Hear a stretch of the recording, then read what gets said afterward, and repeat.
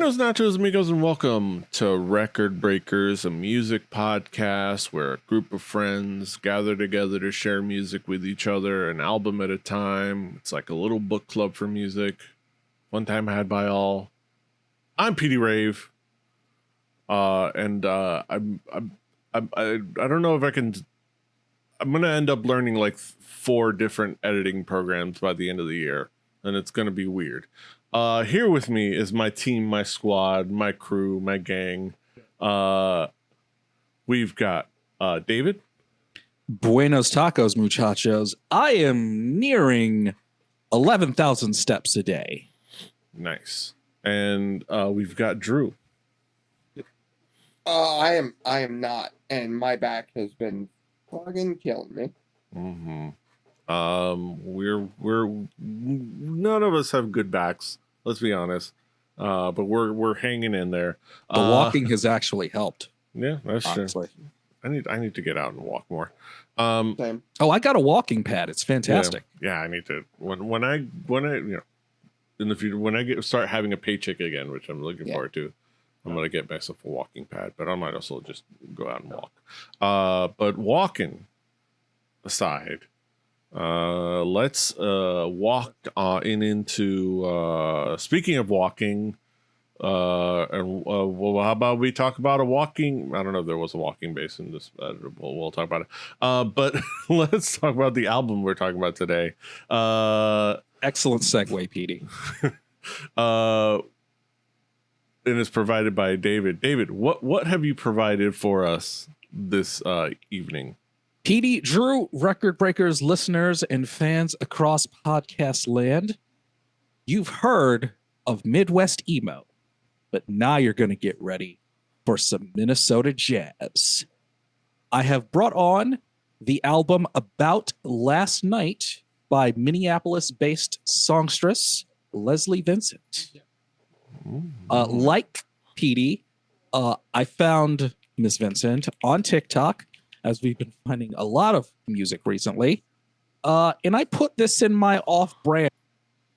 I have piles, and I am dying to get to my on-brand pile. I'm dying to.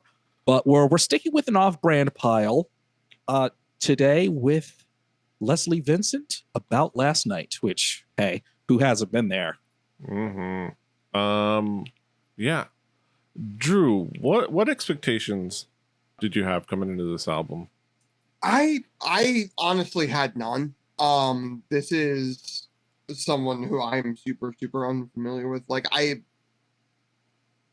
name vaguely sounded familiar, but it was something where like I wasn't like super up on it.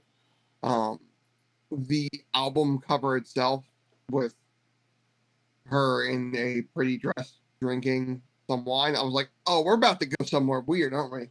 But that was basically all I had before I hit play. Yeah, I only thing I had was the fact that we're going jazz, but you know there was no indication exactly what that means, what it means under the umbrella that is Tree.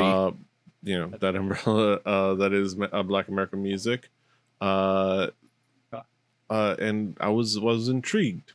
I was looking forward to it, but I wasn't, it could go a lot of different ways. But yeah, let's talk about where it went actually.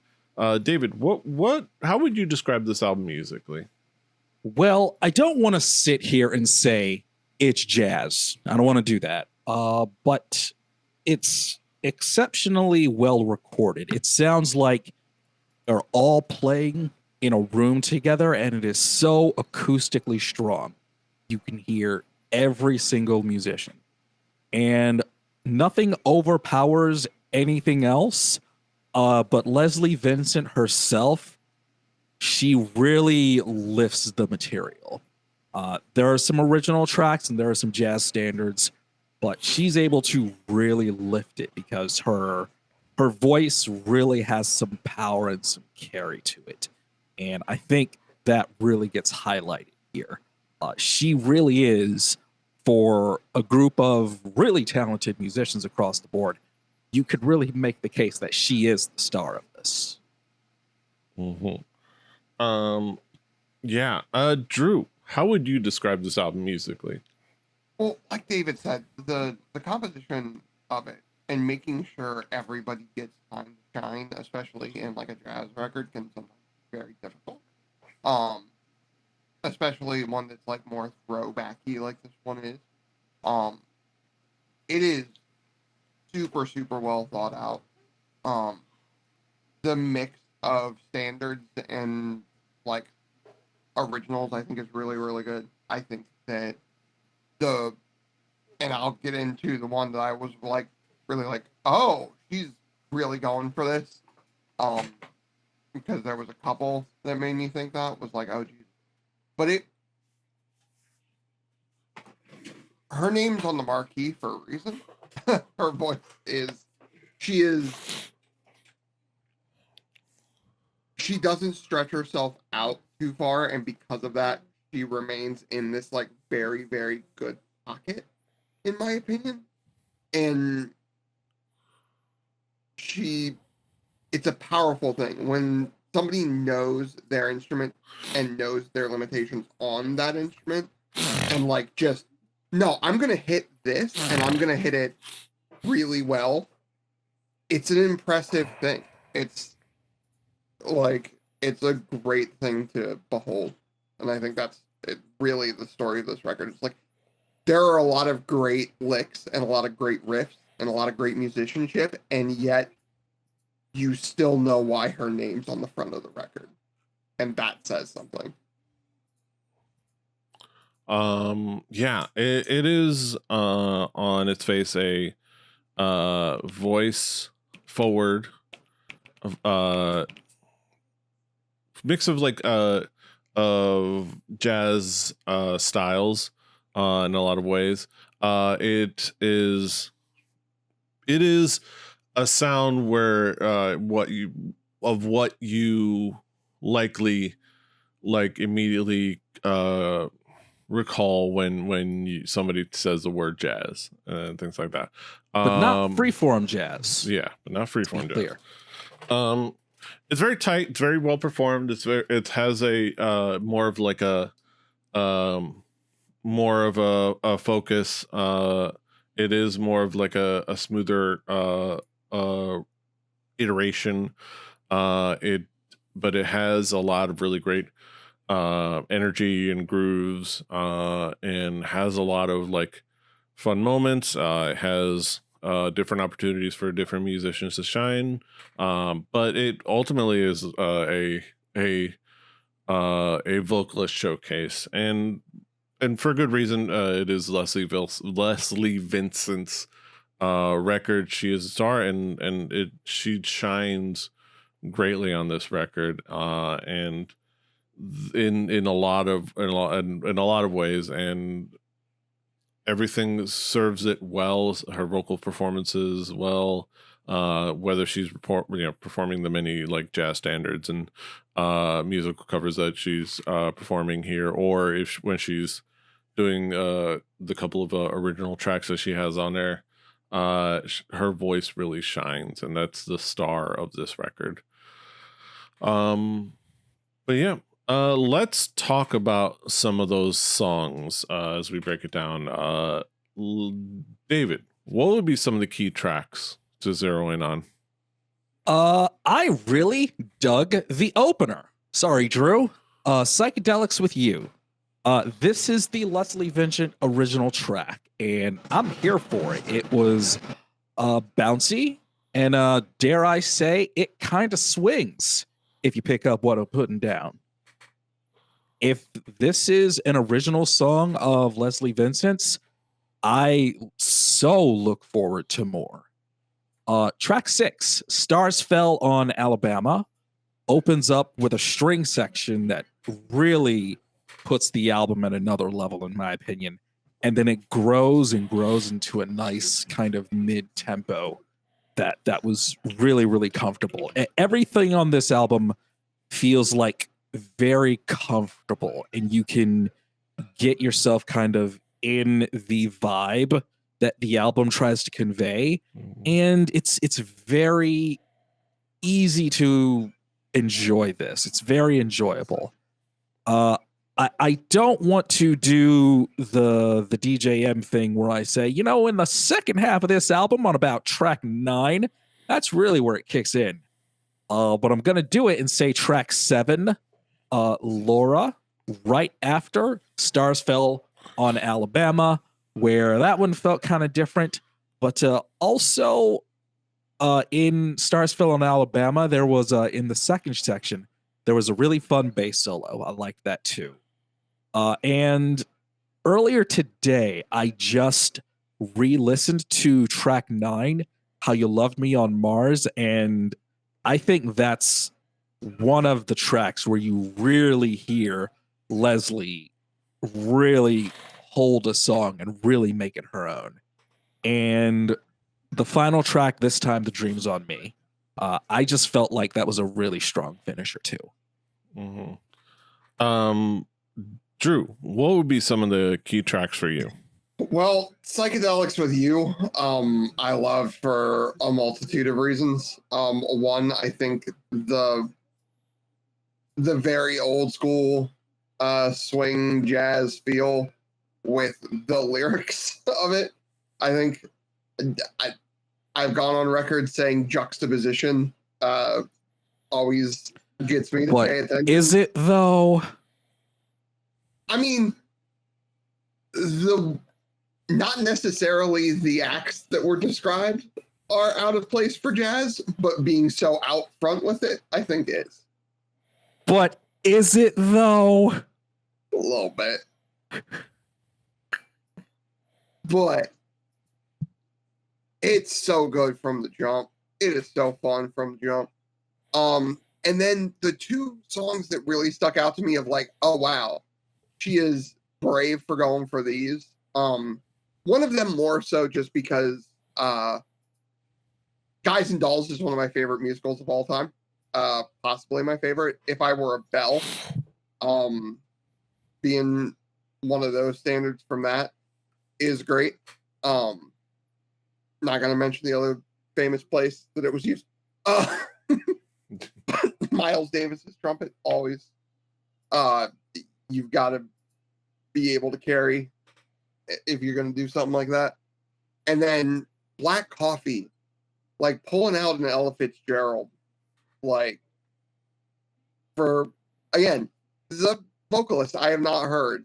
So to see something like that go through and it be really well done in this, like, sort of switching it up, being like a little bit more like of that like smoky flapper seductress sort of feel to it on Black Coffee, I think is really, really great. And a really, really good rendition of that song. Yeah. As you kind of go into the songs, you guys pretty much like covered the main ones. I wanted to give a shout out to Psychedelics with You, and the fact that it really has really great energy and brings in what the mood of the album is going to be really well, and really sets the stage well with some like great horns and just great instrumentation, but also fantastic vocals from Leslie. What'll I Do kind of starts on a polar opposite note, but then picks up the pace in a little bit, but kind of like going a little bit more minimal, whereas like Psychedelics with You was like a little bit more had a little bit more involved in the instrumentation. That one kind of stripped down, but still had a really great fun energy. And one of the highlights was one of a solo by upright bass,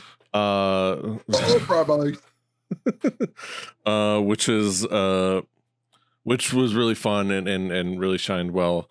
Also, in looking up that soundbite for the sake of that joke, I realized that the comedy button was over a decade ago.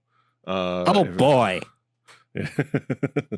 Oh my god. Yes. Comedy button was over a decade ago. God, we were talking before the show about feeling old. Right? I told you I was going to talk about something during the show. And also want to shout out If I Were a Bell, because there's of course from Guys and Dolls, but it also starts with the what I had to look up because I didn't know this until I looked it up. The Westminster Quarters, the ding ding ding ding ding ding ding ding, which you've heard, because it was, speaking of things from a decade ago. I was able to find a K-pop connection to this because the Westminster Quarters, I don't know if you're aware, is used throughout at least Japan and South Korea. I think I saw somewhere else, it was maybe Taiwan, but like Japan, South Korea, and one other place where as the school bell sound. So when class is over, you hear dun dun dun dun dun dun, over that. And then because of that became the thing for school nostalgia, and it was used as the beginning little bit, intro bit for the debut song of G Friend about like almost exactly a decade ago, January 2015. Because they were young and fresh, and it was supposed to be like because they're supposed to be underage, and that's the thing. But yet another bit of brilliant originality from the K-pop world. But it is a banger though. So it got me thinking of that song just in that moment. I kept hearing it. I was like, oh yeah, this is that song, and then I had to look it up. It's like, what is this? What is this? But yeah. But yeah, those are, it also ends, the last couple of tracks I think were also a nice like landing point with How You Loved Me on Mars, and this time The Dreams on Me were just a great comfortable landing spot for the album in general. But yeah, let's bring it back around the horn, talk about some conclusive thoughts. Drew, what would be your conclusion on this album as a whole? This is one of those things where I hope we hear more and more originals from this. Well, I do like going back to standards and stuff like that. I feel like if that's all you do, you get stuck in a very Buble shaped hole. And I think that Buble shaped hole. That is a show title if I've ever heard one. But I would, and this is no slight to the Christmas crooner known as Michael Bublé, but I would like Leslie to maybe get a little bit more appeal wide for that, because I think she has the talent to do so. Yeah, like this is a really cool showcase for her voice, and really a good showcase for her performance and her skills as a performer. I would like to get a little bit more of her as a creator, her as an artist, if I could, like Drew said. But these were still nice, fun songs to listen to and just have on. And it is quintessential smoky bar music. It is quintessential night out. Somebody's just is performing there while you're having dinner or maybe some drinks with your friends. But it is well made and really tight, and Leslie's vocals are undeniable. The other conclusion I want to bring up, the other thing I want to bring up is that I think if we're talking about this music and this style in general, this world, everyone should go see Dara Star Tucker in general, but in particular, go look up Dara Star Tucker's video, Jazz is a 4-letter word. It's really cool. It's not a very long video. It's a nice little just snippet of like a nice little bite-sized look into the history of that word, the music and what people, what some have wanted to do as far as like steering away from that word or for it. Obviously, the word we use it because it is just a convenient shorthand for explaining the music, but it is still worth looking at, discussing, and hearing about those thoughts and opinions. It's a really cool video, and also Dara rules. Dara Star Trucker is maybe my favorite person on the internet. Could not recommend her more. She's right up there. But yeah, last but not least, David, what would be your conclusion on this album as a whole? The vibes are immaculate. It is the kind of music that can genuinely get you through your day, in my opinion. You can have it on in the background, but I feel like you can sit down and put some headphones on with this too. And you can play this with friends at a soiree. I just feel like this is... I've always felt like jazz has sort of a universality to it.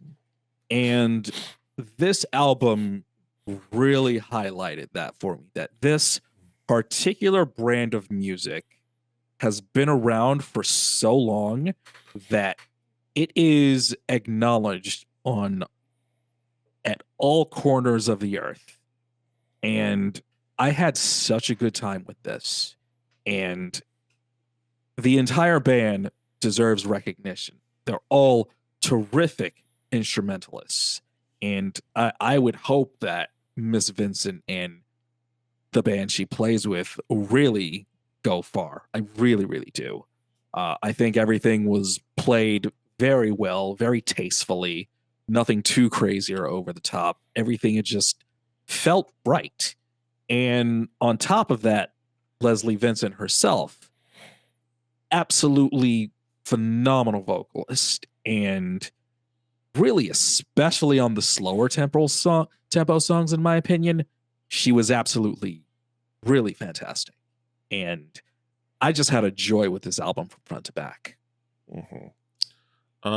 Yeah, those are our thoughts on About Last Night by Leslie Vincent. Now we get to the main event of the evening, the moment we've all been waiting for, our Haiku Reviews. Let's get down to the nitty gritty.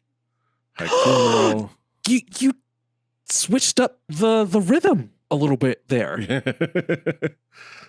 Haiku numero uno. Changing the time signatures on us, Pete. Yes. I love it. Podcasting is what we're doing. Yes. Drew, what is your haiku? Dancing the swing jazz while solving some work problems made the day better.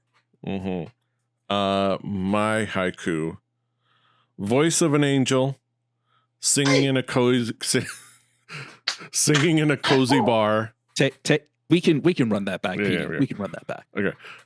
Voice of an angel, singing in a cozy bar, with whiskey in hand. And last but not least, David, what is your haiku? Minnesota jazz? It's a vibe. Calm your ass down. See? I told you so. And those are our thoughts on About Last Night by Leslie Vincent. You can, of course, check it on our Spotify playlist and our YouTube playlist. Play Record Breakers, a home game. Do your due diligence and your due diligence. Play along at home. On those playlists will be next week's record, and it's going to be provided by Drew. Drew, what have you got for us coming up next time? Well, first, might as well say it on record, as we said it in the Discord. I'll go ahead and say congratulations, Speedy, on getting through the higher learning. Yes, thank you. Haven't gotten a chance to say that yet, but congrats on that. Thank you. Don't want to find a point on it. But if we went with Minnesota jazz last time, I'm going to bring on some Irish rockabilly next. When I explained to Amber what we had been listening to and I showed her some of the tracks, she said, oh, wow, this is kind of old school vibes. if you want to go with that, there was a 2010, I think, release is when it was. Let me double check that actually. Yes, 2010. I was spot on. Yes. When this album came out, a singer from Dublin, Ireland, known as Imelda May, in the album Mayhem. So look forward to that. But that'll be next time, and this is now. And you can, of course, find us all over the internet.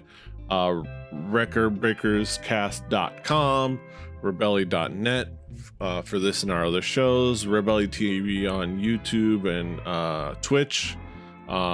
You can find us everywhere you find podcasts. Listen along with on Spotify, Apple Podcasts, and anywhere else where we might be. Like, share, subscribe, do all the things. Until next time, hasta los huevos. And remember, if you take lithium, do not do psychedelics. Annyeong. Fighting. Goodbye. Mwah, and good night, bang.